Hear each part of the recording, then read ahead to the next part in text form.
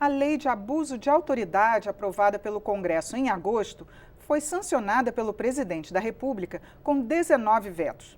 Entre os pontos vetados estão a proibição de condutas como o uso de algemas, operações policiais desproporcionais, iniciar investigação penal, civil ou administrativa sem justa causa ou contra inocentes. O projeto tinha 108 dispositivos com cerca de 30 situações de abuso de autoridade. Além disso, previa punições para os responsáveis. Os vetos desagradaram alguns parlamentares que alegaram desrespeito ao trabalho do Congresso.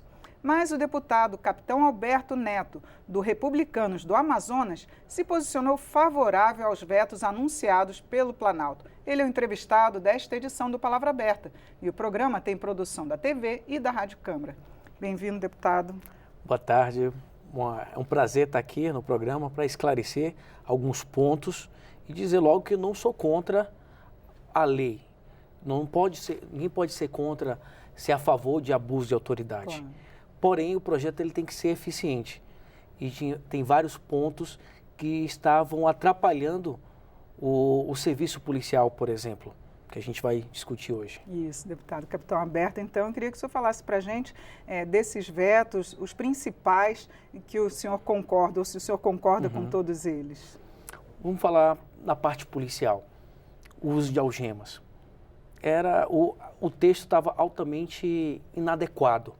Punir o policial por estar utilizando uma algema, que é o seu trabalho. Imagina um policial militar que está nas ruas e tem que algemar o preso, ele vai ter que ter a consciência, ou vai ter que ter uma bola de cristal para saber se esse preso vai reagir, para saber se esse preso vai fugir. Existe um procedimento que foi treinado anos após anos dentro da atividade policial. E utilizar a algema é uma segurança para o próprio preso. Não, você está algemando o suspeito ou o preso, é uma segurança para ele e uma segurança para o policial. E o policial ser punido por estar utilizando as algemas é totalmente inadequado e ineficiente para o processo policial. Acho que foi aprovado por uma questão de bom senso, porque às vezes tinha alguns presos que não necessitavam de uso de algemas. Sim. E perfeito. Aparecia na mídia, não foi isso? Perfeitamente, né? Então esse projeto foi muito para políticos que estavam sendo presos, pessoas que aparentemente não teria resistência, até pelo aparato policial que estava em volta. Realmente, nesses casos, não precisaria usar algemas. Mas o texto não está falando que é para os políticos ou para pessoas que não resistem. Estava para toda atividade policial. Então, isso seria extremamente danoso. Tem outros pontos, por exemplo, a atividade policial, sobre a questão da imagem do preso. Também deve ser criado, deve ter sido estudado para atingir políticos, empresários, gente importante. Sim. Mas o policial que está todos os dias nas ruas, nos defendendo nossa família, ele não tem a capacidade de impedir se o preso está sendo filmado, né, se a figura dele está sendo exposta. Muito pelo contrário, às vezes, quando um caso de um estuprador, quando a polícia prende um estuprador e a imagem dele é exposta na TV ou nos meios de comunicações, isso ajuda muito até a resolver muitos crimes.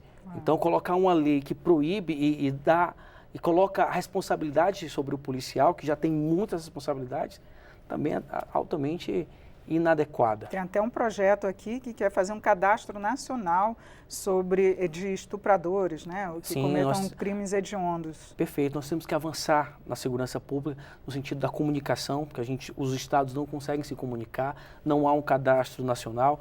O projeto anticrime, ele já traz um avanço na questão do DNA. Então, nós podemos avançar muito mais. Faço parte da frente parlamentar, o presidente da frente, que discute o sistema penitenciário.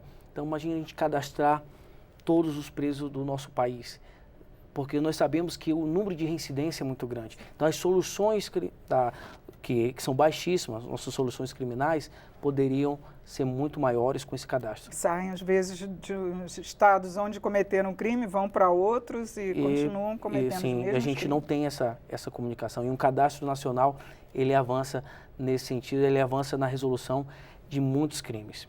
Agora, tem também um item que é a identificação policial, tornar crime a ação do policial, a autoridade que se deixar identificar ao preso. Você podia explicar, esse item foi vetado também? É a prática, né? O presidente vetou porque foi bem orientado. Na prática é inviável isso. Imagina a gente numa operação, tem diversos tipos de operações. Tem operação corriqueira que o policial ele tem já identificação. Claro. Mas tem operações, por exemplo, operações especiais que ele não pode se identificar. Né? Já tem toda uma doutrina para isso. Sim. E é como se a gente estivesse dando muito direito aos criminosos e tirando os poderes do Estado de fazer o seu trabalho. Então imagina eu como capitão da polícia, tendo que me apresentar para o preso para poder efetuar a prisão. O cara que estuprou, que roubou, que matou, né, tendo todos esses tipos de artifício para depois utilizar contra a figura do Estado, contra o policial. Né? Então vejo que o projeto ele estava muito desconfigurando a autoridade do Estado. Isso a gente não pode admitir. Na verdade, nós temos que tornar o Estado mais eficiente, mais duro contra os criminosos.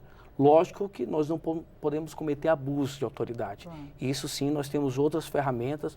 O próprio projeto ainda que foi sancionado já tem algumas ferramentas.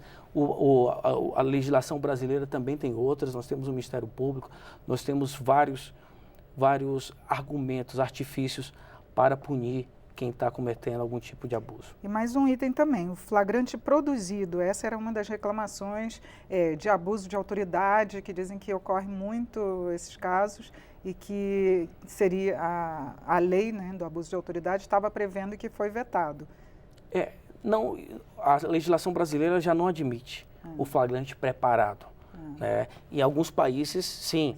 Né? A gente vê aqueles filmes americanos onde os agentes já estão disfarçados, já estão para comprar a droga, por exemplo, e vem um criminoso, compra a droga e eles efetuam a prisão. Aqui no nosso país, a legislação já não permite, então iria conflitar, muitas vezes, com a legislação atual. Então não faz sentido. Agora, algo que a gente pode se discutir. Né? Nós estamos discutindo o Código de Processo Penal, a legislação penal brasileira, e isso está vindo à tona. E eu acho que ainda cabe sim discussão, porque é mais uma ferramenta para prender criminosos de organizações criminosas. Não é aquele criminoso que está vendendo uma trouxinha na rua, mas criminosos que vendem grande quantidade de droga, por exemplo, fazer uma preparação de um flagrante para poder conseguir trazer esse criminoso à justiça, é algo que é interessante para ser estudado. Acontece em outros países, a gente poderia verificar qual é a viabilidade aqui no nosso país. Sim, uma última perguntinha é sobre a votação, porque como foi vetado, o Congresso ainda tem que dar a última palavra se acata ou rejeita esses vetos. O senhor acha que tem chance de realmente o Congresso, a base do governo, vai apoiar para que os vetos sejam mantidos? Uma pergunta difícil, é uma pergunta muito difícil. Eu creio que, eu conversei com o presidente Rodrigo Maia, essa questão da atividade policial é um consenso no Congresso. Quando apareceu, fui o primeiro, né, apesar de não concordar com o abuso de autoridade, mas não poderia votar a favor de um projeto que atrapalhava a atividade policial, que seria ruim para a sociedade. Então, fui o primeiro a me posicionar contra. E chamamos toda a bancada policial para posicionar, só que não foi suficiente. Né, já existia um acordo, né, principalmente com a esquerda, para a aprovação desse projeto. Eu creio que a parte da atividade policial vai ser mantido o veto. Outros quesitos, talvez o veto pode ser derrubado. Tá certo. Deputado, muito obrigada por suas explicações aqui no programa. Eu que agradeço e estamos aqui sempre a postos. Missão dada para militar é missão cumprida. Sim. Eu conversei sobre os vetos à lei de abuso de autoridade com o deputado Capitão Alberto Neto, do Republicanos do Amazonas. Assista esta e outras edições no site câmara.leg.br/palavra aberta. Eu sou Regina Assunção, agradeço a sua audiência. Até mais.